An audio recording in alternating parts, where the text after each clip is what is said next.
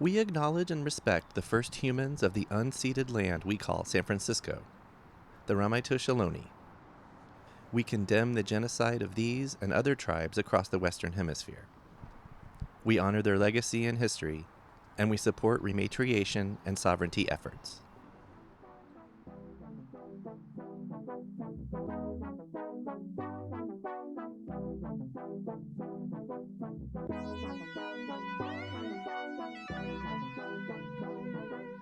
Hello and welcome to Storied San Francisco. I'm your host, Jeff Hunt. A couple of things before we set up this episode. Many years of hard work and coordination have led, finally, to the city's designation of the land at Lincoln Park that used to be City Cemetery, a city landmark. You learned all about City Cemetery in Part 1.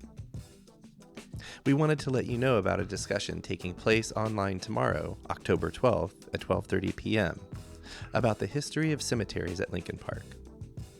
Check our link tree for more details and a link to sign up. Welcome to Part 2 of our San Francisco Cemeteries series. We'll start off once again with Courtney Minick of Here Lies a Story. Courtney will share an interesting tidbit related to the Mission Dolores Cemetery. Then we'll throw it over to Andy Galvan, the mission's curator. First up, here's Courtney. I was talking with a friend of mine who's an architecture professor, and she was like, oh, let me tell you about Mission Dolores. And she sent me this photo, which I sent to you. Yes. Which this whole thing is getting straight into like urban legend territory, but I don't care because it's not hurting anybody. Yeah. So the parking lot behind Mission Dolores, she sent me a picture, which I sent to you, which is kind of like this roughly like coffin-shaped crack in the pavement. Mm-hmm. And she said to me, she told me that those cracks appear frequently in the concrete. And like that every they time have there's an to earthquake. patch it. And so it looks like, I mean, if you know, and if you are looking for shit to creep you out, which I always am, yeah, right? Correct. You can look at that and say like, ooh, what is that? Like, is it a coffin underground that's like kind of pushing up and cracking? I don't know. Is it the vengeful spirits of the people left behind? I kind of want it to be that. But I don't know, maybe when you go to Mission Dolores, you can ask them if they know what that is. But I was going to say another through line with all of this is, oh, these pesky dead people. Yeah. For sure, right? For sure. They always find a way. I know, and they always find a way to make themselves known, right? And I think it's great that, like, a lot of times it's construction projects, right? Mm-hmm. It's like in this city trying to build, right? Yeah. And they're still there. And they're going to pop up and make it a little inconvenient for you. Right. Kind of remind you. No matter how you feel about construction. Well, maybe there's something to be said. They need to build them. I mean, I'm all for that. But it just I don't know if I am.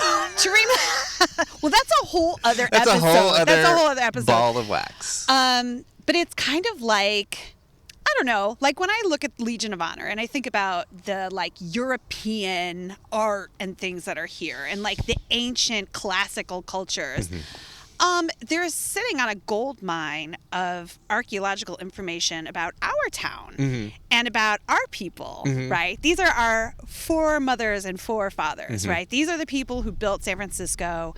When they looked at the skeletons that came out in the 90s, they could tell that a lot of them were elderly people who had lived really hard lives, right? You could see it on the skeletons, like injuries, disease. Like it was a hard life, and it was really hard to create this city out of, 48 hills, right? That's like, these are like the dock workers and the people who are like dynamiting for tunnels and building the streets, laying the rails and all of this, street and they're all here, right? And yet we have this temple to classical European, and it's like we don't care about the who's really most important to this city, which is the people who created it, right?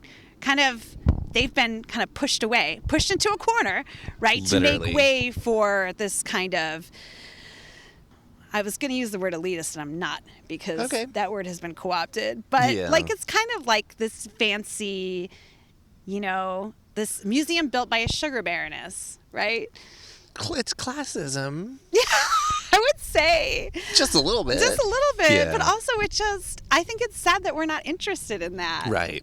I want us to be interested in it. And so I guess for me, I'm happy when they make themselves known, because Totally. I want us to know about them. I want us to care. Mm-hmm. You know? They have stories. They have stories. Now we'll meet Andy Galvan, curator at Old Mission Dolores. I'm Andy Galvan, Andrew Galvan. And what is your title here? I'm curator of the Old Mission. Okay, and that does include the cemetery, or? Yes, it includes the cemetery, the museum, and on occasion, when the pastor doesn't want to have to deal with it, the basilica. Oh, next door. Next door. The I mean, there big isn't one. much that curate there, Right. because that's the major parish function center. Right. But if there's events or something about historical areas, then that becomes my purview. Mm-hmm. Well, I think a good place to start might be, how did you get involved here? Where did you grow up, and how did you get involved here?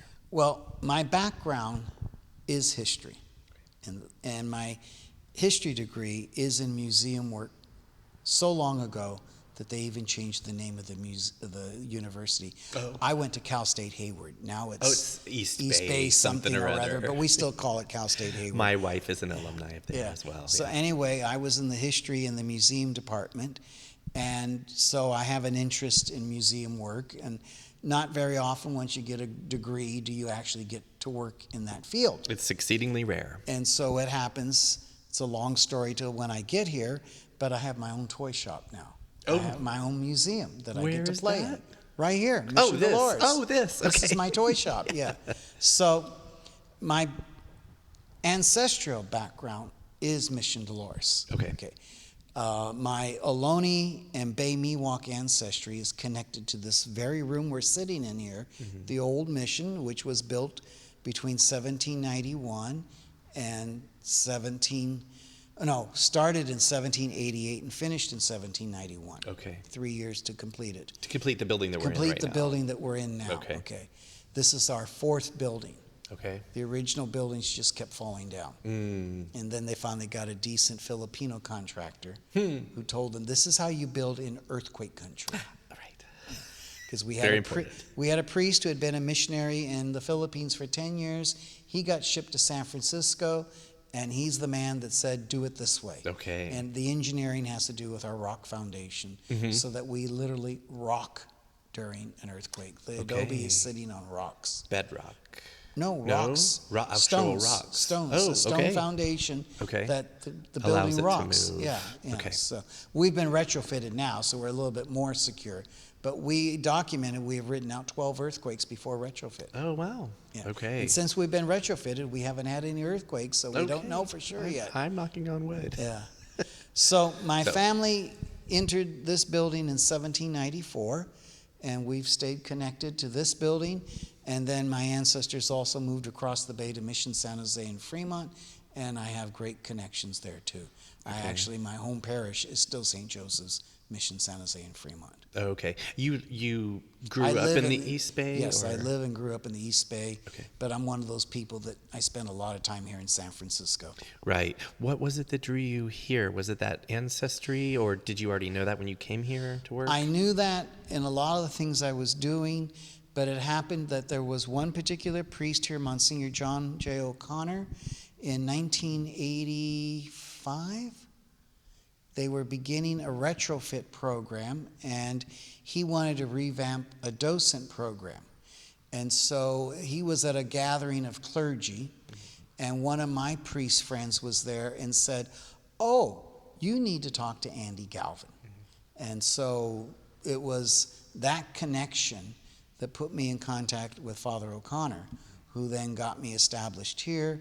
And then I was hired in 2003, and the rest is history as far as now they're trying to figure out how do we get rid of him. Because I own that, because I say that a lot of these museum type places Somebody gets in, they build their own kingdom, and then they do not know when it's time to go. It's almost like they become a relic. Yes. And when you Yourself find included. yourself shuffling or going, oh, I'm too tired to do that, where are the young people? And then you start saying, yeah, it's time to start thinking about moving on. Okay, but for now, you're here. I'm here. I'm not going anywhere And yet. I'm very grateful for that. So, can you speak to the history of? We've talked a little bit about the history of this actual mission Yes. building, the graveyard. That's why we're here. Yes. That's why I'm here. Yes. And so, what is? How long has it existed? This cemetery is buried there? This cemetery was laid out simultaneously or even pre-dedication of the church building. So this cemetery plot dates back to the 1780s. Okay. So much so that the first burial inside the church building itself, Mr. Moraga up front. Oh. When Moraga dies, this building isn't built, and he's buried outside in the cemetery. Okay. When the building is completed, because Moraga is the guy who led all the settlers, the invaders, interlopers as I call them, colonists, north, so they moved his body inside the church. Okay. So his He was considered he dies important. I believe it says he dies in 1785, and then in 1791 his body is relocated moved into the church. into the building. Yeah. And this is the Moraga. You've already Yeah. kind of discussed his infamy. Lieutenant Moraga. And perhaps who the street is named Yeah, after. yeah, yes, okay. of okay. course, yeah. Maybe street names will come up a little bit Oh, more, but in this you- conversation. But You go through the cemetery and you'll find 50 of our street names on the 200 Okay. stones that's still there. do you want to drop a couple of others while we're at it? Church Street, Ellis Well. Street, Sánchez Street. Mm-hmm. What else do we have? Bernal, Tanforan. Oh, Who else is out there? McCallum? I don't know if McAllister. Yeah, you're getting too Irish now. Oh, sorry. Think to the Spanish period for a little bit. Yeah. Alamany. No, Alamany's not buried here. But we can, when we walk out there, maybe we can go through the names. That's okay. Yeah. That's okay. Noriega. No. No? No. No? Okay. Noe, Sanchez. Here we go. Yeah. Sanchez for who's Sanchez, Adobe, and Pacifica. And the Noe family plot is here in the back of the church building. Okay, so the graveyard here was originally set up. Was it for the missionaries? I'm going to call them colonists. Well, it was invaders, set up. It interlopers? was set up for any Catholic who died here at the mission. Okay. And it was anticipated that there was going to be Catholic Indians. Now, the problem in San Francisco, we are one of the early missions, number 6. So we have a high mortality rate than some of the later missions. So we have recorded almost 6,000 native burials during the mission period, which is 1776 to 1834. So in that 65-year period, there's Close to 6,000? Close to 6,000. Okay. And then we have other people until about 1920, the cemetery was in use. And were those only native folks who, like you said, who did get baptized, or? Yeah, the requirement to be buried into a Catholic cemetery up until about maybe 50 years ago with Vatican II, you had to be Catholic. Okay, so Sometimes exceptions were made. If one of the spouses was Catholic and the other wasn't, then you could be buried in a Catholic cemetery, as there was a prohibition, even if you were Catholic, but you had committed suicide, you couldn't be buried in a Catholic cemetery. rules. Rules, The Catholics guidelines. are very big on rules. Yes, yes. So I'm wondering, because these folks were these native folks were baptized, I'm wondering if there's records, if there's names, dates. That's how we have the count, Oma. Okay. We have every burial is recorded. Okay. Yeah, we have a ledger that documents every single name. And what about markers? The markers were there, but they were wooden, Okay. and over a 200-year period, they're no longer there. Yeah. That was specifically, maybe was that something that was done specifically for the native people who converted? Or, because I'm thinking, if you were like a military member of the Spanish regiment, or if you're a missionary, maybe you got a nicer headstone or some sort of marker. No? No, I don't think so. Okay. Just the wooden markers were standard cemetery issue, as it were. But now when you go out there, we have about 200 tombstones. Okay. And many of them do not actually represent who's down below. Okay, and why Because is that? our cemetery until the 1920s went all the way to Church Street behind us. Actually, it went across Church Street. Okay. And as over time, the land was sold or it was given over, repurposed, so that we could build the priest house, our elementary school, the auditorium, the gymnasium, the office building on the corner of Chula Lane, the schoolyard, the parking lot. The burials, well, they're still there. They're Under. just San Francisco tradition like rice-a-roni. We build on top of our cemeteries. Yes. And so they're mostly still there. Okay. Accounted for? In Well, your we have a plot. We have a records? plot map. Yeah. That we know. It's just like 3 days ago, I had an email from a gentleman looking for his ancestor. He wanted to know, where in the cemetery is my ancestor buried? And so our archivist was able to research, and she emailed back. We found whoever the gentleman's name was, and he died on such and such a date. And he's buried in section number 6, plot GC or something like that. And she says, and that happens to be underneath the office building today, but it says on June such and such, 19 something or other, the burial was relocated to Colma. Okay. But we don't know where in Colma. Was it the Right. Catholic cemetery or was it some other cemetery? Because all of Colma is cemeteries. Right. So at least we were able to email back to the researcher, the family person doing his genealogy. He ain't here no more, but he was here for a while, but he has flown the coop. We at least know he's in Colma. Yeah. So this is interesting to me because like I said, I was out at Lincoln Park, and that's going to be part of this podcast. Is that my understanding of the history is that a lot of the folks, they don't have records for the poorer people, the indigent, the working class. And it's interesting for me trying to understand colonialism and the forced conversions that we're talking about. It's interesting that the records were kept. Yeah. Well, the missionaries were very good record keepers. They didn't have much else to do in the evenings, and there wasn't any internet. So they were fantastic. That was a good thing. And it's wonderful that they kept such good records because we are able to trace our genealogies. A lot of times people will email me and say, can you look up my ancestor who died during the gold rush? And I'll go, there's no records. Not here. But if you have somebody in the 1820s, I can give you the date of their birth. I can give you the date of their baptism. I probably could tell you when they made their first confession, communion. I can tell you when they were confirmed and who confirmed them. I can tell you when they got married, who the bride was, who the witnesses of the wedding, and I can tell you when the funeral was. I can tell you who their children were. Yep. But if you're not Indian, we don't have those records. Right. That's amazing. And that's fantastic. Yeah. That is. That's great. That brings up a question for me, which is, when was the last known burial here? In the 1920s. 1920s. In the cemetery here in the 1920s. Okay. Yes. And who would that have been? I don't know. We don't know. I don't know. I mean, I could find it, but I don't know it offhand. Was the reason to end that program run out of room, or what?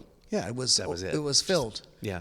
was Very practical. Very practical. It's full. There's no more room. Yeah. So 1920. So about 100 years ago. Oh, yeah, about 100 years ago. And the building itself is about 250 or so. 200. Well, we're Close to 250? 1776.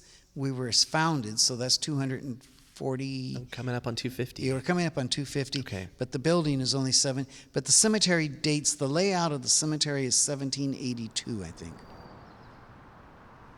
Andy took me on a walking tour of the Mission Dolores Cemetery, where we encountered the graves of so many legendary San Franciscans. Let's look at some graves. Well, I was just going to say Sánchez is all down here. Here's Mr. Sánchez. I think he's right back there. Is that Sánchez? That says Sánchez. Yeah. Francisco. Yeah. Yeah. And he's the one for Sánchez Adobe at Pacifica.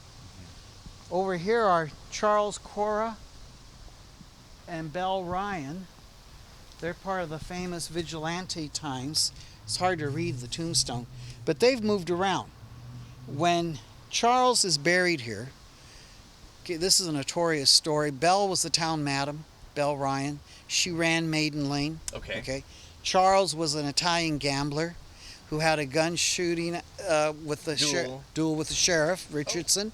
And so it ends up, first he's tried for the murder of the sheriff, but Belle works it out that the 12-man jury kind of says, but he was only defending the integrity of his date.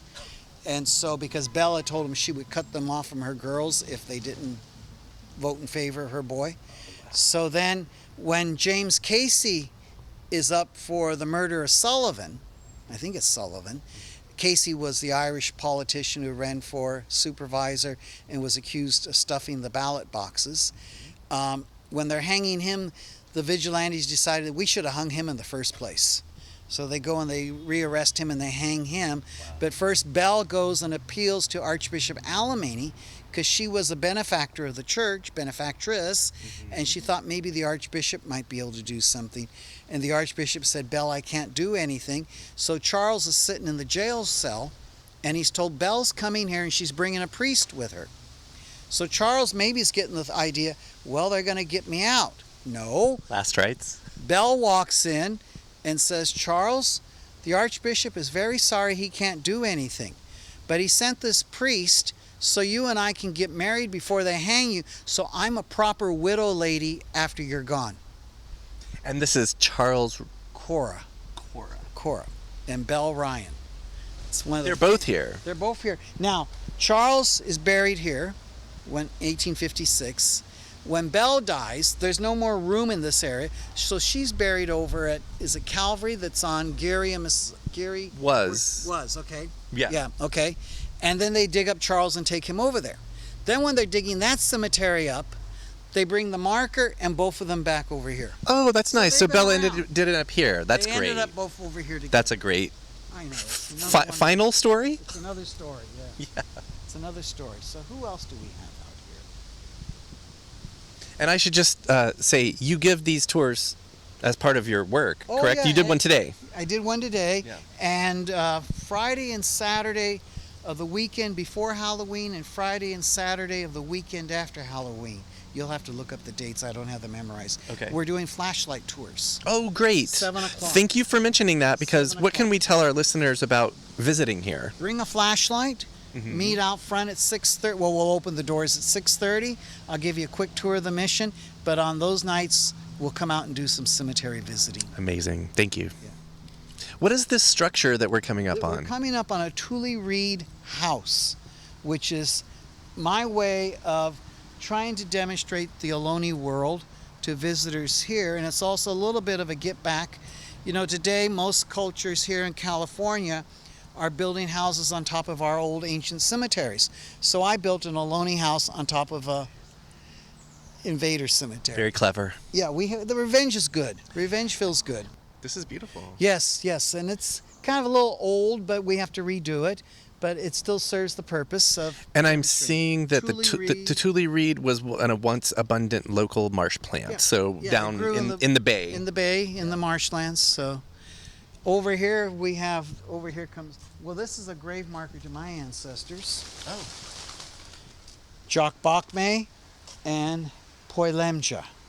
Now, Jock Bachme is born at Halkeen, which is modern-day Hayward. Okay. Poilemja is born at Saklan, which is modern-day Rossmore or Walnut Creek, California. Okay.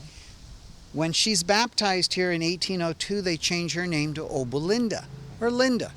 When he's baptized here in 1794, they change his name to Faustino, or Tina, okay? They're married, and then she's died and is buried here in 1807. He dies and is buried here in 1804. Wow. So, and all these dates are in the mission records. Do you know offhand when they were married? We know that, but the guy who was making this marker texted me at one point and says, "That's too many words. Cut back on the information." Because I was trying to put it all. He says, "No, I'm just going to put wife of and husband," because no, he was. Good. I'll get a picture of this as well. It's all hand. Okay. Yeah. It's beautiful. He said the hardest letter was the A. Yeah, that little cross in the middle, Yeah, just maybe. he says it gave a whole new meaning to the term F and A when he was hand chiseling that. Wow. Over here we have the Bernals, and we have the Tanforans. This is a good one here. This is a lesson in San Francisco cemetery art. This man died while fighting a fire.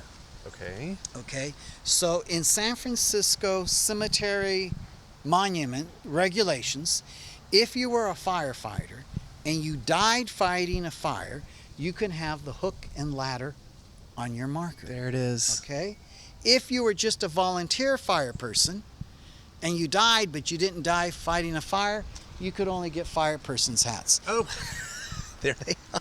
So, I mean, and I think these are still in the books. But this is James Casey, who died by hanging. He was the city supervisor. From the story back from there, the story from back the there with the Charles Cora story. Yeah, Yeah. okay. But this man, Thomas Muir. Thomas Muir. There you go. It is hard to read. Yeah, I'll they're get hard pictures to of read these. after a while. So, this is a recent statue that our pastor put in. As you can see, we've had breakage over the years. We had vandalism, back around, what year was it? 1994, 95. One night, a bunch of people came in and they broke about 18 tombstones, just knocked them down. That's why we have the barbed wire fence put in now. I mean, you Smart. know, Yeah. it's sad. It sad. is, but yeah. Unfortunate. Yeah. So here's, that's a Burns. John Dunn. This one is Tanforan right there. There's DeHaro. Oh, yeah. Okay. And he was a priest? He was a Calde. Okay. Okay. And then over here we have Arguello, the first commandant at the Presidio. Don Luis Antonio Arguello. Okay. And his daughter was Doña Concepcion. And that's the love story with her and Count Nicky from Russia. Okay. Do you want to tell us? If you want. Commandant's daughter, Russian emissary, trying to make a trade deal with the commandant. So he figures, if I marry the girl, we'll get the deal made. But the guy has to go back and get permission to become a Catholic because he was Russian Orthodox and she was Catholic. On the way back to Sitka, he's in Alaska or something, he falls off his horse and dies. She never gets word.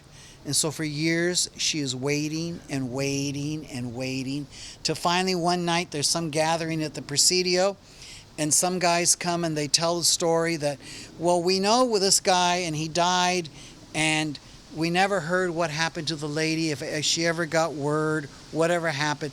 And the story is she was there in the crowd and she stepped out of the crowd and simply said, she died too.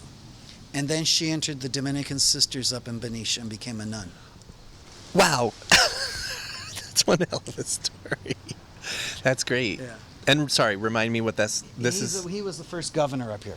Okay. His daughter was Doña Concepcion. Yeah. This is the story of his daughter. Okay. Wow. So there's all kinds of stories like that out here. Yeah. Is there any more? Well, let's see. Up here, these people, there was a disastrous fire in the harbor here. Seeing In something on about the Jenny les Lind or enfants. yeah. And these were some people that died on the fire. Maybe French? French, the Jenny Lind down here is the boat. And they died or perished on the boat. And then Okay. over here is Mary Church Street. And see, there's Church Mary Street. Church Ellis. Yes, and so Ellis there's Street, two streets right there. So yeah, we've had Church Street, Ellis Street. What do we see? We must have a DeHaro Street in San Francisco. I think we do. So they're all out here. That's a wrap for part 2. Mission Dolores Cemetery might come up in the next 2 episodes, but they'll largely be about the Big 4 cemeteries, as well as the burial grounds for both humans and their pets located in the Presidio. Join us next Tuesday for the 3rd podcast in this series.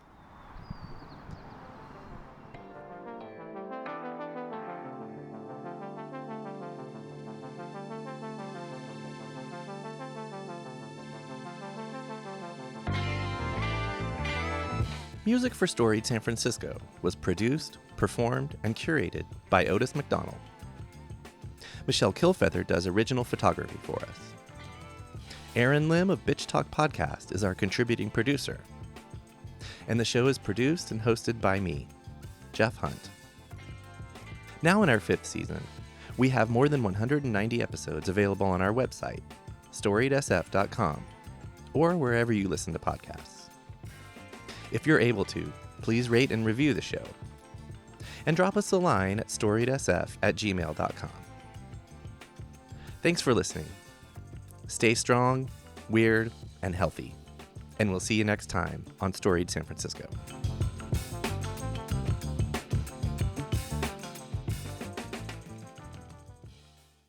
This podcast is a proud member of the BFF.FM podcast network. Learn more at podcasts.bff.fm. BFF.FM, best frequencies forever.